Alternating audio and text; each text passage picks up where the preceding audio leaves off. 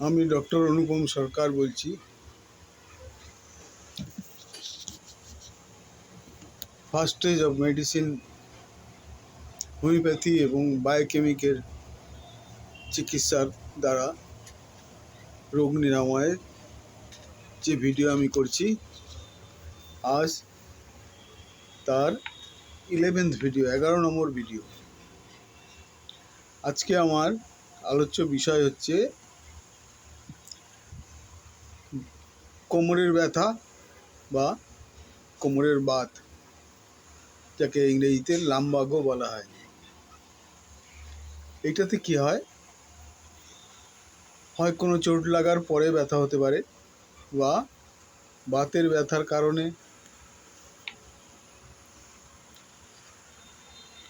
কোমরটা ঠিক মতো নাড়াচাড়া করা যায় না, সোজা হয়ে দাঁড়াতে পারে না, কোমরটা বেঁকিয়ে রাখতে হয়। আবার অল্প নাড়াচাড়া করলেই প্রচণ্ড ব্যথা, সেই সঙ্গে জ্বর ভাব ইত্যাদি লক্ষণ থাকে। এইবারে আমি ওষুধ সম্পর্কে বলবো। অনেক সময় রিউমেটিক ফিভার হওয়ার পরেও, যেটাকে বাত জ্বর বলে, তারপরেও কোমরে ব্যথা হয়।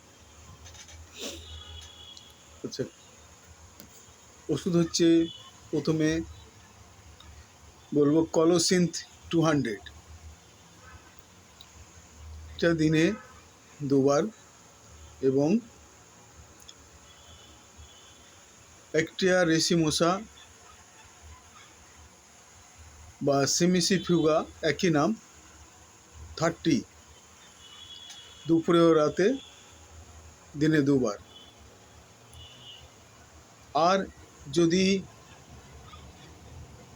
অল্প নড়াচড়াতেই ভীষণ ব্যথা হয়, স্পর্শকাতর ব্যথা, রোগী ব্যথার ভয়ে নড়াচড়া করতে চায় না, সেক্ষেত্রে ব্রায়োনিয়া 200, দিনে 2 বার। এর সঙ্গে যদি কনস্টিপেশন থাকে তাহলে এটা আরও ভালো কাজ করে। আর যদি কোমরের ব্যথা নিচের 2 থাই দিয়ে নিচে নেমে আসছে, উরুত দিয়ে নিচে নেমে আসছে, এবং তলপেটটা, কোমরটা খুব ভারী ভারী মনে হয়, সেক্ষেত্রে অ্যাসকুলাস হিপ 30, দিনে 2 বার। এবারে এর যদি ব্যথা, প্রচণ্ড ব্যথা হয়, কিছুতেই সহ্য করা যাচ্ছে না, সেই ক্ষেত্রে আমরা ব্যথার একটা এমার্জেন্সি ব্যথার ওষুধ খেতে পারি, যেটা হলো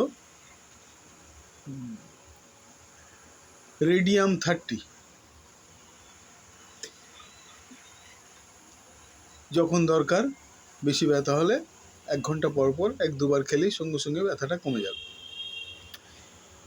এবারে এতগুলো ওষুধ আপনার ঠিকভাবে অ্যারেঞ্জ করে খেতে হবে। যেমন প্রাথমিকভাবে প্রথম অবস্থায় যদি কোমরে ব্যথা দেখা দেয়, সেই ক্ষেত্রে কলোসিন 200 সকাল বিকেল, অ্যাক্টিয়া রেসিমোসা দুপুরে আর রাতে। আর যদি ব্যথা পুরনো হয়, সেক্ষেত্রে হচ্ছে ব্রায়োনিয়া 200, দিনে 2 বার, এবং অ্যাসকুলাস হিপ 30, দিনে 2 বার। এছাড়া বেশি ব্যথা হলে সেই সময় রেডিয়াম 30টা খাওয়া যেতে পারে। আজকে এই পর্যন্ত। আপনাদের সবাইকে ধন্যবাদ। আশা করি এর আগের বারের মতো আপনাদেরও ভিডিওটা ভালো লাগবে। আপনারা সবাই শেয়ার, সাবস্ক্রাইব এবং লাইক করবেন। আপনাদের সবাইকে নমস্কার জানিয়ে শেষ করছি।